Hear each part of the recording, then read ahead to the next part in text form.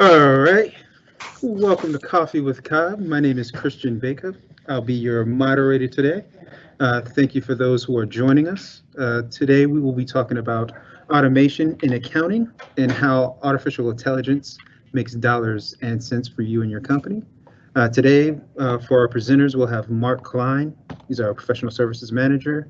Myself, Christian Baker, the business technology specialist, and Michael Young. He's our strategic sales executive.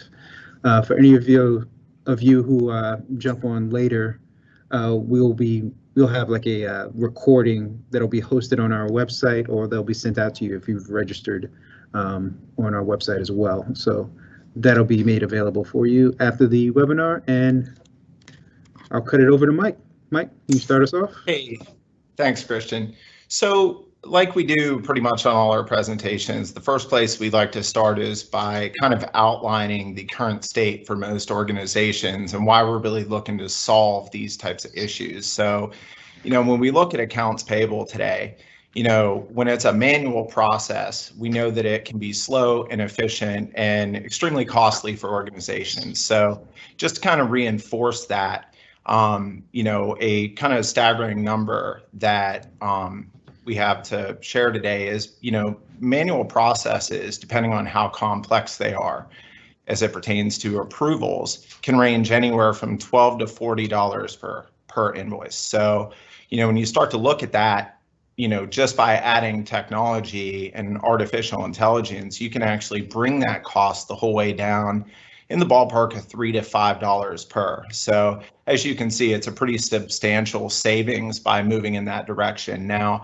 as we look at the current slide, the left hand is kind of the what and the right hand is kind of the why on why this is the case. So, what we know off the bat is paper, it has a high processing cost and it's really difficult to control, to see. Paper invoices can be hard to find and manage, in filing cabinets, and receiving of the invoice alone tends to be that first bottleneck. Think about all the different ways that you receive invoices, whether it be, physical in paper form or, email or any other ways. So it makes it difficult for the accounting department to reconcile, these processes in a timely manner.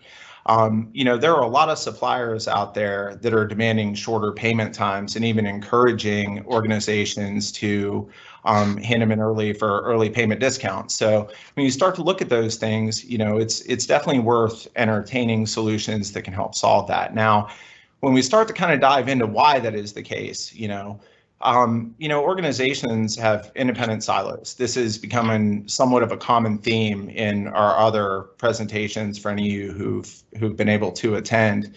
But whenever your information is strewn across multiple locations, it really adds to the time. And sometimes, it's even difficult just to find what you're looking for. And because of that, it gives little or no visibility over the entire payment process. So it's really hard to meet those short turnarounds and, compliance and regulatory requirements. So as we start to move forward into how to solve that, we're really going to be looking at 4 areas. The first is going to be eliminating the paper or eliminate the amount of time that paper is part of that process. And once we're able to do that, it gives us an opportunity to automate both the review and approval process along the way with these types of technologies. The way we'll do that is by connecting that information. And as we've really learned over the last couple months, we also have to be able to make, the documents and the processes available from anywhere on any device. So what better place to kick it off than on the very first stage, which is going to be the capture process. So Mark, take it away. Sure. Thanks, Mike. It's awesome to be back here participating with Coffee with Cobb. And I want to just thank everyone for spending a half an hour with us. But as Mike mentioned, eliminating paper is truly the first step. And when we talk about elimination of paper, we're really talking about capturing documents and capturing invoices and all those other documents that kind of go along with those invoices. And so just to be clear, capture is not really scanning to folder and scanning to email anymore. Those technologies, they still exist, but they're outdated. And so what we're looking at on the slide is really different ways for the input of the capture process. And like Mike mentioned, we're really, again, just trying to eliminate paper, but we can still utilize desktop scanners. We can still utilize our multifunctional copiers or devices and capture documents from email and folder. But with any workflow, there is a starting point and end point. So let's just start talking about how to automate this process. And so as I continue on, there's capture and then there's intelligent capture. And when we introduce intelligent capture to the process, we're utilizing an optical character recognition engine, and we call that OCR for short. And when we use that type of technology, we can really enhance the process. As soon as a document is scanned or captured from an email or even captured from a folder, we begin to read the characters on the page. And because we can read all of the characters, and we can do a pretty good job, upwards to 95, 96%, we can start identifying and classifying the documents as a starting point. So as those documents get fed through, we're reading key phrases on the page, and I have some highlighted on the invoice, for example. So as one of those key phrases could be invoice number, and we can look for all the different variations of that phrase. And what I mean by that is not every vendor invoice is the same. So as we look for invoice number, it could also have INV period, NO period, INV pound, all these different key phrases. And the technology is so intelligent, here's the artificial part, is that we're not really looking for that key phrase, even though we're identifying it, we're really looking for the value that exists to the top, to the right, to the bottom, and so forth, to really classify the document. I understand that the document has an invoice number and a PO number and amounts, and through intelligence and all that data, we know now that that's an invoice, and then we can start capturing the key data elements. We can also use those values to separate the document. Every time I see a unique PO number or a unique invoice number from one invoice to the next, I know that that's the start and the stop of a document or an invoice. You'll also see that we can start extracting the lines of distribution, or even the line item data, if you will. The last step to this automation piece is the validation, meaning we can certainly capture the purchase order number, for example, but instead of having a human being validate that information with their eyes, we can use the ERP or the accounting system and validate against that database to further enrich the process. So I guess, that validation piece is really our transition to bridge the gap, which I want Christian to discuss a little bit. Thanks, Mark. So this slide here is showing what Mark was talking about as far as bridging that gap and having an intelligent ECM system take in some of the documents that you would get in the data that sits on those, and then having the data and the systems that are sitting in your current environment now, and then merging those together to have one interconnected relational database, if you will. If we move on to the next slide, I can show you a little bit more about how that relationship looks as far as information in and information out, and keeping those kind of in sync with each other, and having that ECM give you a 360-degree view of all of your content that you're taking in and that already exists in your facility, so you don't have to get rid of anything or necessarily totally change the way you do things. And the ECM will act as a automatic facilitator of that data flow and that data content and keep everything up to date. And past that, it'll actually automate a lot of those workflow business processes in the background once it's configured. So no one actually has to manage that or configure that or reconfigure. Once it's set up, it can keep going. And on the next slide, Mark will actually show you what a workflow looks like, and once that's all set up.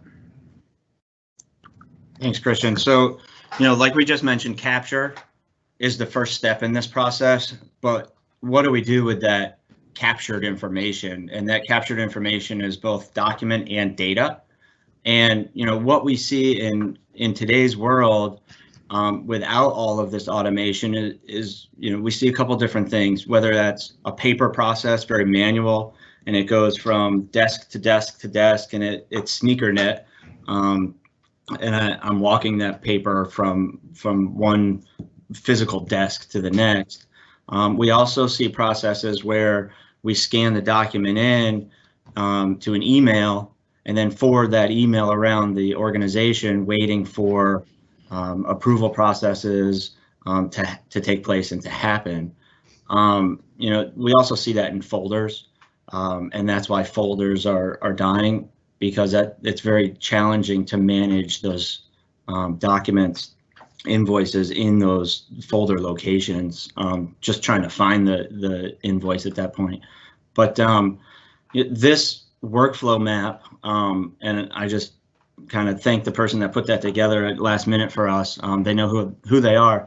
But what we see in this workflow map is a lot of things going on, even though it looks very simple. The document was scanned in, and it immediately takes on an approval workflow, and using some consulting and getting an understanding of what that workflow looks like today and how it can be automated in the future, obviously is an important step. But if we just look at this simple workflow, we see that it's a very linear workflow at this point, but certainly a workflow system needs some techniques where an approver is alerted that there's a new invoice. The owner of that document also needs to be alerted on what step in the approval process that document lives. But again, these workflows can take on multiple directions depending on level of the dollar amount. If you need over one approval, if for instance I bought something, maybe I don't actually have to approve that invoice, my manager needs to approve that. So it can take on different HR hierarchies, those type of activities. But really the true benefit of automating all of this is really the tracking and the visibility. Being able to get those immediate notifications, being able to review and getting that immediate approval really gives us an understanding of the whole current state of all the business processes that go around maybe an entire project. And again, to Mike's point, we are reducing the processing time, which reduces the cost of processing an invoice. And what we'll see in a little while, Christian's going to speak on how we can aggregate all of that data and use some database technologies to see a dashboard of everything that's going on. So with all that in mind, Mike, I'll let you talk a little bit about the user experience.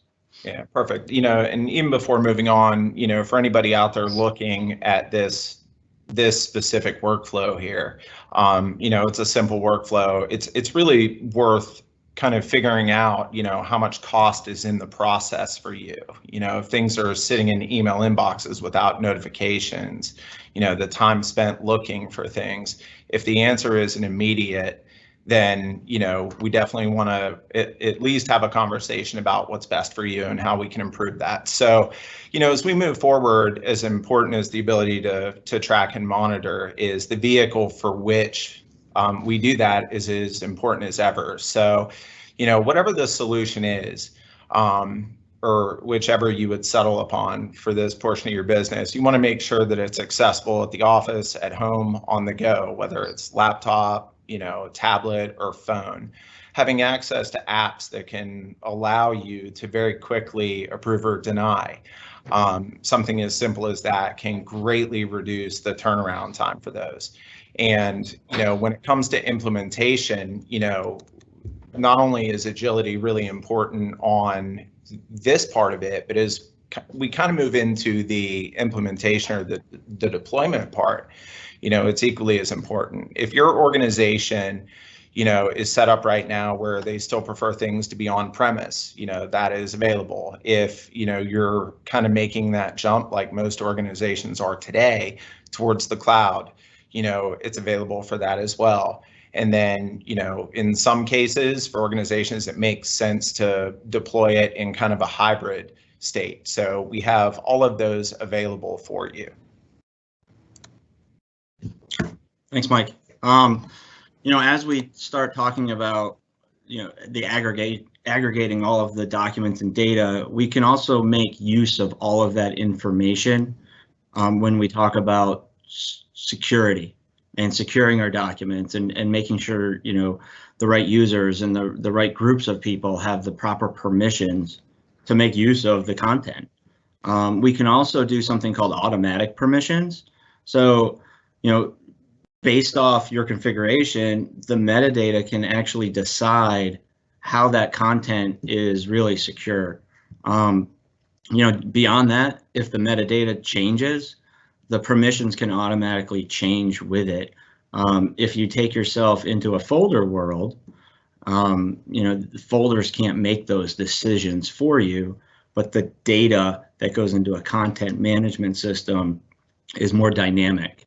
Thus, we can automate those permissions. So, bottom line on that is the users don't really have to think about how to secure documents. We take that out of that process for them. And all we really need to think about is how we describe the content or how we describe the invoice that goes into the workflow. If that intrigues you a little bit, we can always walk through an example, do a deeper dive, a live demo, if you will, or a working workshop. At the end of the presentation, there'll be an email. Please respond to that email and we can absolutely set you up with either a live demo or we walk you through the process, either way. So Christian, why don't we move on and you can kind of show the how else we can use the data and kind of see a holistic view of the enterprise. Sure. So there's something called the BI dashboard or business intelligence. And what it does is it's a dashboard that gives you a big picture as to how your company is doing using statistics, analytics, to kind of showcase some graphs, some numbers, percentages, all of that good stuff in a presentable form. So you can get sort of a quick estimate as to how everything is supposed to be functioning. To quote Mike here, this is something that he says a lot. He always says, you can't manage what you can't measure. And using this dashboard, it would be something that you can measure so you can make the appropriate choices for you and your business. Cool. Thanks, Christian, for that. Sure. As we move on to the configuration, Mike talked about the topology a little bit. This is really an opportunity to talk about how flexible the implementation is. 15 years ago, even longer, we used to talk about how to customize a system using code and using scripting, and you would have to have a background in computer science essentially to be able to implement these type of technologies and software platforms. Today we don't talk about customization, we solely talk about configuration, where we don't need a coder and we don't need an advanced engineer. We really just need to understand how we want to deal with invoices and all the other ancillary documents that come along with that, like purchase orders and shipping documents and bill of ladings, and get an understanding of user groups and how are they working with documents. So again, configuration makes it a very streamlined implementation and really takes a lot of the IT-centric tasks that are found in traditional document management products. With a metadata-driven product, a lot of those tasks are now in the hands of the end user, and we'll talk a little bit about that in a few minutes. Yeah, perfect, Mark. And whenever I hear, customization, I think expensive, expensive to implement, expensive to support moving forward, whereas configuration, it's going to be less costly, quicker time to stand up as well.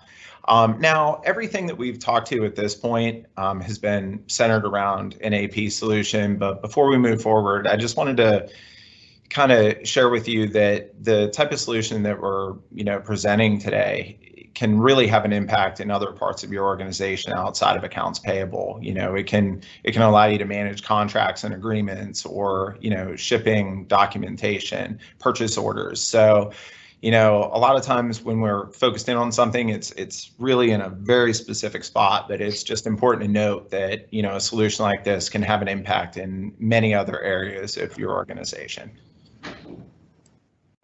Exactly, Mike. In the past presentations, when we talk about document management versus content management, we always kind of refer back to this iTunes analogy, and I am going to refer back to it when I talk about how we view or how we find our documents. But instead of talking about songs in a database, or songs in a repository of on my iTunes Music, what I'd like to talk about a little bit is how we can create playlists. If you're familiar with iTunes, you're familiar with playlists, and instead of creating a playlist of all your rock music or all your country music, we can create playlists based off your role, or based off what group in the organization you belong to really see what invoices are in the process, or how many invoices your company has processed in the last 30 days. All these different ways to view the information can be either sorted by date, they can be sorted by vendor, or even sorted, all the invoices that we approved in the last 2 years and what the dollar value of those invoices equaled. So very simple to view the content. All right, and I'll talk about this a little bit to follow up with that iTunes analogy you used, Mark. Being able to find your documents a lot quicker using search, and not having to find your way through files and folders and which hard drive it's on, which shared drive it's on, or anything like that. With intelligent ECM, you can just search for the document that you're looking for, and with some machine learning that's built into that ECM, it'll give you the correct results based on like how frequently you work with that document and what data is attached to that document, what data is inside that document. So it'll give you the most relevant results from the top of the list and working its way down. So most likely it'll be the first item that it shows back to you once you're looking for it. So it's sort of like Google for your documents. That's a good analogy. Thanks, Christian. Yeah. Hey, so to sum all of this up, how will automating AP help you, right? And so I'm gonna just step right into that. So, at the end of the day, there's less people touching physical paper. The paper really goes away. As we discussed earlier, we're ingesting or scanning that paper into a platform.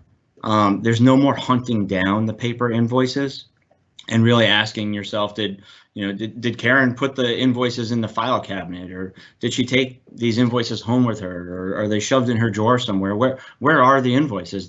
Those questions, they go away. And really what we're doing here is making the whole enterprise more agile. And we're ensuring that the data is more accurate. So Mike, why don't you take it from here? Sure. And then, one of the most critical pieces of any system is, are the documents accessible and able to be found quickly? It'll certainly do that. It also opens the door for, quicker on-time payments, which, can create early payment discounts for your organization. It also, and this is such a critical piece, is creating those auditable business processes where you gain that visibility that can allow you to not only manage the individual pieces walking through there, but find ways to speed it up and make it better for you. And then last, it helps facilitate, a process that, will deliver on that regulatory compliance that you have. So today we talked a lot about AP, but it's really important that we kind of talk about what is percolating next. So Christian, what do we have on tap? Next up, or next week, we have Jeff Blunt and Patrick Judy joining us back again to talk about managed IT services and what type of service comes along with that and what type of service that you need for your business. So several different layers of services and support that go along with that. So they'll be joining us next week to talk about that and get into more detail for anyone who's wondering. And then, and I think next up we've got our Q&A section. So let's see what we have spun up here. We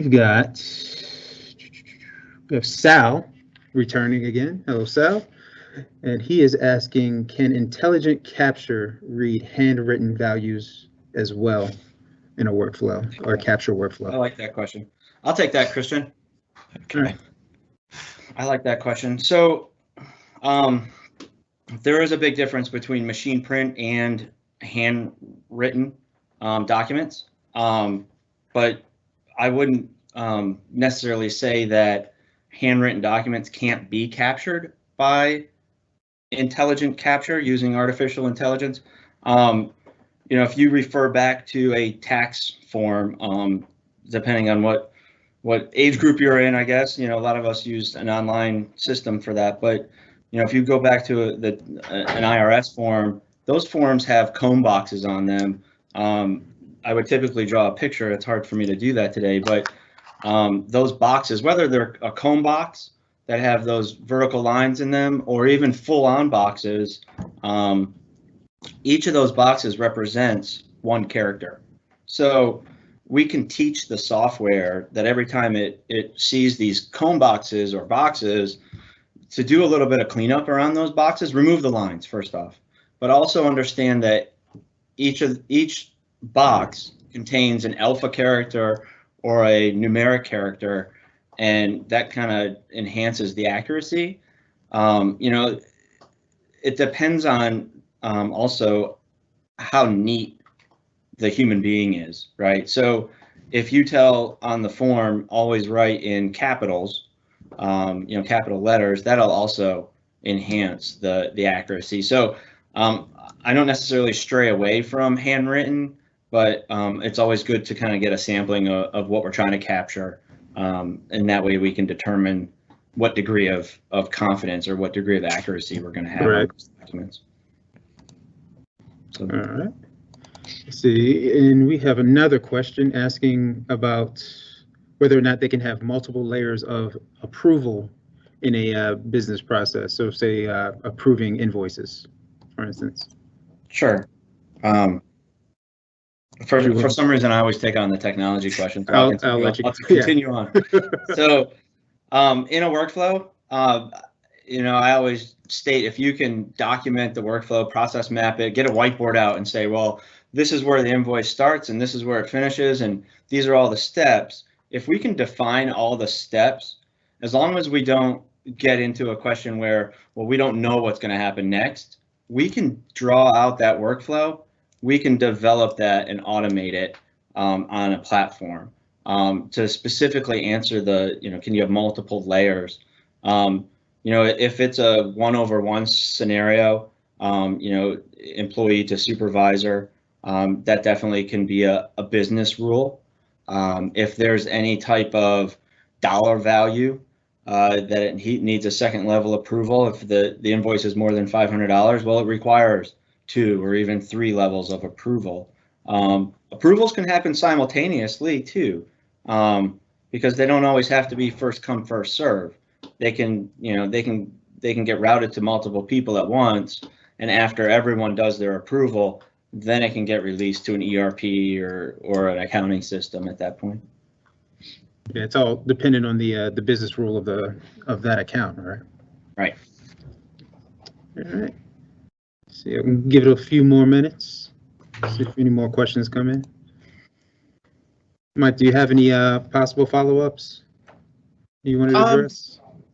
The one thing I would say is, working with accounting softwares. We didn't, we talked about it a little bit, but for, any organizations that are using things like QuickBooks or Sage and a lot of those, most of the solutions that we carry are going to integrate with those very well. So just a added point there. Gotcha. Good information. I think that's all the questions for today. So if that is, I think we'll move on to that last slide. Mark, if you can take us there. Show us the coffee with Cobb. Oh, we're on the last slide. I'm sorry. The coffee with Cobb email address there. If you can link any questions that you have or that you can think of after the webinar and send it to that address, we'll be sure to get it to the right person and get it to the right team and get something either set up for you or answer that question for you to take care of that. And as always, thank you for joining us. Mike and Mark, do you have anything else? Or That's it. You're all, all right. Thank you for joining us. Thanks, everyone. Right, thank you. Thank you.